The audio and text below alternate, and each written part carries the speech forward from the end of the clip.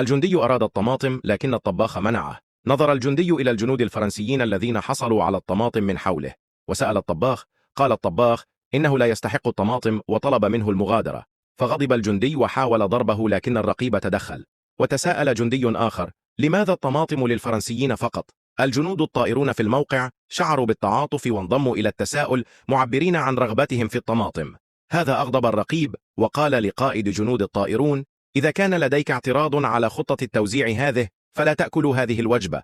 لكن القائد غضب وحمل سلة الطماطم وألقاها على الأرض بلا تردد. بهذه الطريقة لن يأكل أحد. وعندما رأى الجنود الطائرون ذلك رفعوا صندوق الطعام لدعمه. نظر الرقيب ورأى أن هذا يبدو وكأنه تمرد جماعي، لذلك سارع بالانسحاب وأبلغ الكابتن بما حدث.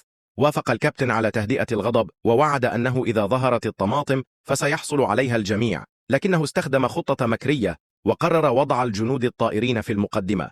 لم يمض وقت طويل حتى وصل هؤلاء الجنود الطائرين إلى نهايتهم.